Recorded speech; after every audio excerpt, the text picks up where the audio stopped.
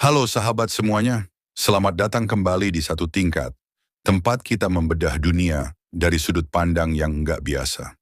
Bayangkan, Amerika yang selalu dianggap sebagai raja ekonomi, tiba-tiba mengeluarkan ide yang sangat konyol. Amerika ingin negara-negara membayar biaya keanggotaan untuk berjualan di Amerika. Gila? Iya, gila dan juga nyentrik. Di video kali ini, kita bakal kupas tuntas rencana kontroversial ini. Jadi, siap-siap deh untuk dibawa ke dalam dunia yang menyerupai Twilight Zone, di mana segala sesuatu tidaklah seperti yang kita bayangkan.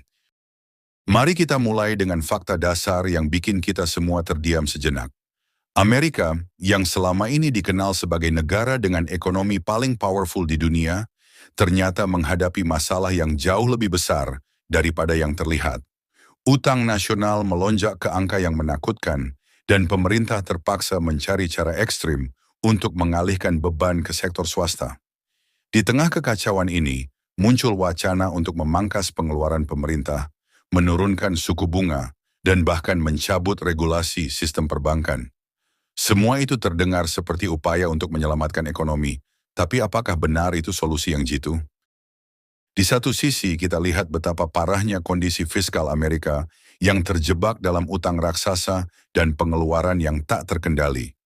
Bayangkan saja, anggaran federal tahun 2024 mencapai angka fantastis 6,9 triliun, dengan belanja wajib mencapai 4,1 triliun yang mencakup jaminan sosial, perawatan kesehatan, dan bunga utang.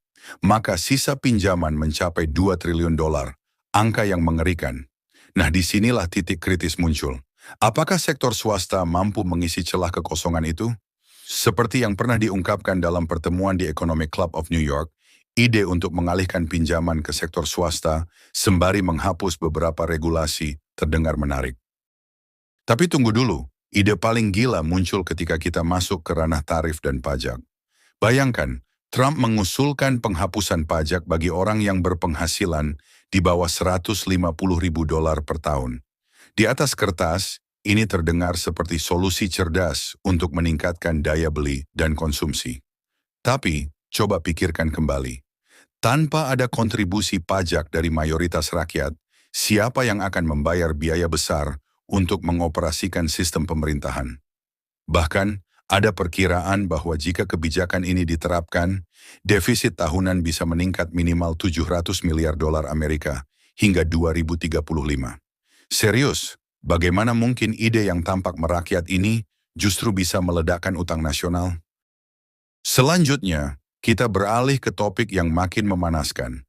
Proposal biaya keanggotaan bagi negara-negara asing untuk bisa berjualan di Amerika.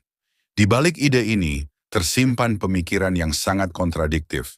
Di satu sisi, Amerika berharap bisa mengalihkan beban tarif impor ke eksportir luar negeri. Namun faktanya, mayoritas biaya itu justru akan dibayar oleh konsumen Amerika sendiri. Bayangkan, setiap dolar yang dihasilkan dari tarif akhirnya mengakibatkan kenaikan harga barang dan merugikan rumah tangga kelas menengah ke bawah. Jadi apakah benar Amerika ingin mengubah negara menjadi klub eksklusif yang keanggotaannya cuma untuk negara yang mau bayar mahal? Atau mungkinkah ini hanyalah strategi untuk mengalihkan perhatian dari masalah ekonomi yang jauh lebih dalam? Bayangkan skenario absurd di mana negara-negara harus membayar biaya keanggotaan tahunan, entah itu 100 juta dolar atau bahkan 100 miliar dolar per tahun, hanya agar bisa mengakses pasar raksasa Amerika. Tentu saja, ide ini membuat kita tertawa getir, tapi juga menimbulkan kekhawatiran besar. Bagaimana mungkin negara-negara seperti China, Kanada, atau Meksiko rela masuk ke klub semacam itu? Bahkan, skenario terburuknya, jika ide ini benar-benar dijalankan, dampaknya akan menjadi bumerang yang mengakibatkan ketidakstabilan ekonomi global. Apalagi, Amerika sendiri yang kini sangat bergantung pada konsumsinya yang tinggi. Jadi, bukan hanya eksportir yang akan merasa sakit, tetapi konsumen domestik pun akan merasakan dampak dari harga yang melonjak karena tarif tinggi.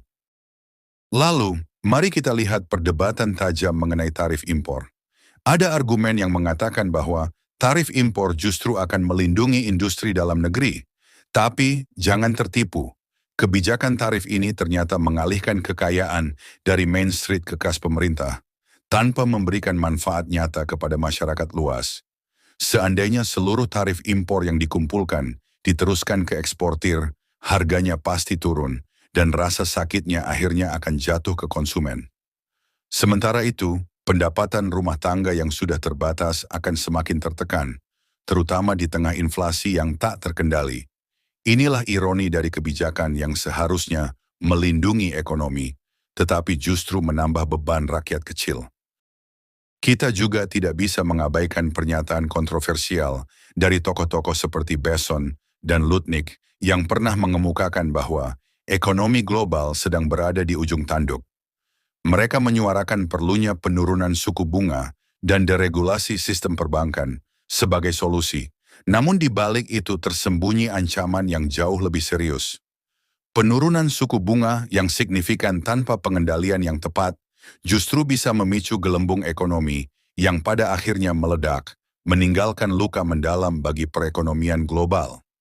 Begitu juga dengan pencetakan uang dalam jumlah besar, yang jika tidak diimbangi dengan kebijakan fiskal yang bijak, bisa menyebabkan devaluasi dolar dan perang devaluasi global. Nah, disinilah letak kontradiksi yang memicu debat panas di kalangan ekonom. Apakah strategi drastis ini akan membawa kita ke jalan penyelesaian atau justru memperparah kekacauan? Tidak ketinggalan, ada juga pembahasan mengenai apa yang disebut kartu pajak Trump. Ide ini seolah menjadi jalan pintas untuk memompa ekonomi dengan mengurangi beban pajak, namun kenyataannya pengurangan pajak secara ekstrim akan mengorbankan pendapatan pemerintah dan membuka celah bagi defisit yang jauh lebih besar.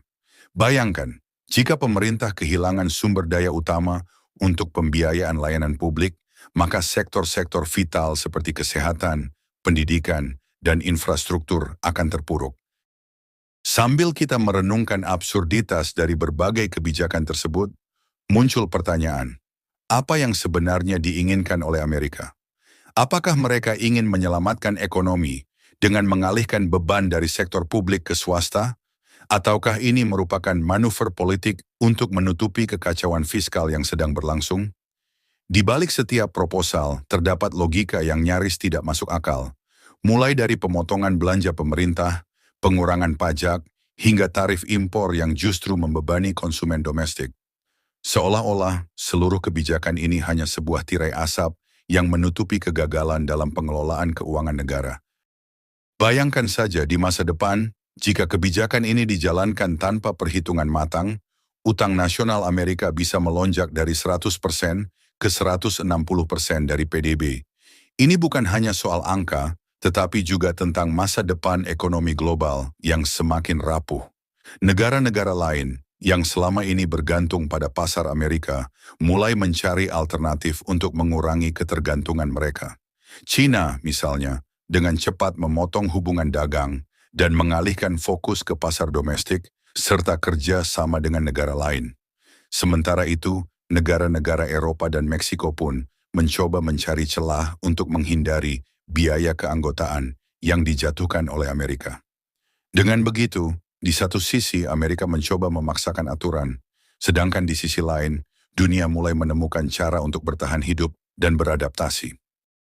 Dalam konteks ini, kita harus melihat dengan mata kritis dan sedikit sinis terhadap slogan-slogan mendorong konsumsi dan memperkuat ekonomi dalam negeri yang sering terdengar di kampanye politik. Bukankah ini hanya selubung untuk menyembunyikan fakta bahwa kebijakan-kebijakan tersebut justru akan mengalihkan kekayaan dari rakyat kecil ke tangan elit politik dan korporat besar? Di balik gemerlap janji-janji manis, ada kenyataan pahit yang harus kita hadapi. Ekonomi global adalah arena yang sangat kompetitif, dan setiap kebijakan yang tampak revolusioner seringkali menyimpan risiko yang luar biasa. Nah, disinilah letak keanehan yang membuat kita harus berpikir dua kali. Apakah mungkin Amerika yang selama ini dianggap sebagai pelopor ekonomi bebas dan inovatif, tiba-tiba berubah menjadi penjaga pintu yang memungut biaya keanggotaan dari negara lain?